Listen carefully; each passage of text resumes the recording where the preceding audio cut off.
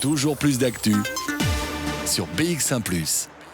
C'est une nouvelle qu'on attendait depuis longtemps. Les indicateurs de la crise Covid-19 sont enfin à la baisse. Bonjour Vanessa Lullier. Bonjour. C'est vrai pour les chiffres des hospitalisations et c'est même une baisse relativement sensible.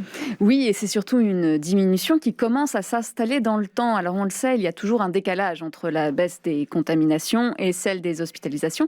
Mais à présent, nous avons également le paramètre vaccination qui doit être pris en compte. Alors depuis plusieurs semaines déjà, on voit que les personnes de plus de 70 ans sont moins présentes dans les hôpitaux alors que le virus continue à circuler. Nous avons aujourd'hui 3482 cas détectés, un chiffre stable depuis 7 jours. Alors à Bruxelles, on a 416 cas, soit une diminution de 2%. Du côté des hospitalisations, 205 personnes sont rentrées à l'hôpital sur l'ensemble de la Belgique, ce qui représente une diminution de 15% sur la semaine dernière. Et au niveau du taux de positivité, on est à 9% à Bruxelles. C'est un petit peu plus que la moyenne nationale, mais c'est un chiffre également en diminution. Alors tout cela réjouit évidemment le professeur en santé publique Yves Copiters.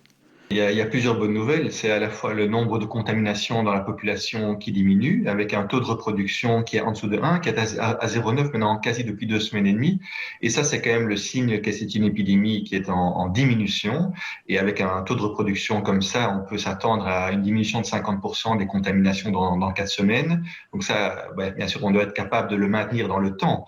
Et ça passe bien sûr par les protocoles et les gestes barrières. Et puis alors, ça se traduit déjà aussi sur les hospitalisations.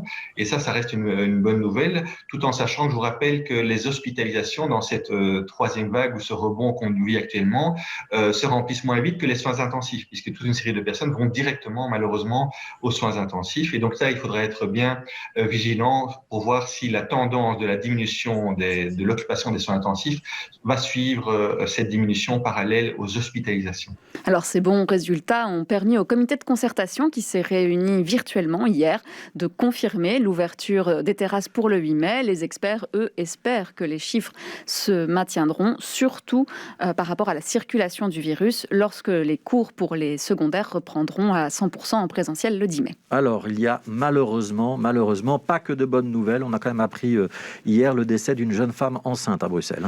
Effectivement, elle a été admise aux soins intensifs vu la détérioration rapide de son état de santé. On ne sait pas à quel stade de sa grossesse elle se trouvait. Alors, selon Bruges, 10 autres femmes enceintes atteintes du Covid seraient hospitalisées dans la région. Jusqu'à présent, les femmes enceintes étaient exclues de la vaccination car les laboratoires n'avaient pas fait les études suffisantes.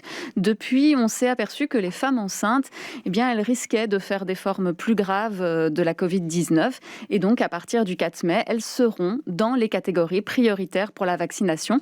Alors, pour le docteur Sylvie Houben, gynécologue obstétricienne au Chirec à Delta, c'est une bonne chose. Elle recommande la vaccination à ces patientes qui se posent beaucoup de questions. La majorité des patientes arrivent avec la question, puisque effectivement on s'est passé dans la presse que les femmes enceintes faisaient partie d'un groupe à risque, donc les patientes sont demandeuses de renseignements sur la vaccination. On les rassure très fort parce que c'est la vaccination qui est proposée, c'est le vaccin soit Pfizer, soit Moderna, donc qui est juste l'ARN messager. Et donc par rapport à l'ARN messager, c'est un vaccin qui est tout à fait pur, où il n'y a que l'ARN, il n'y a pas d'adjuvant, donc par rapport à la grossesse, on n'a pas d'inquiétude. Et l'ARN ne passe que dans le cytoplasme des cellules et non pas dans le noyau des cellules.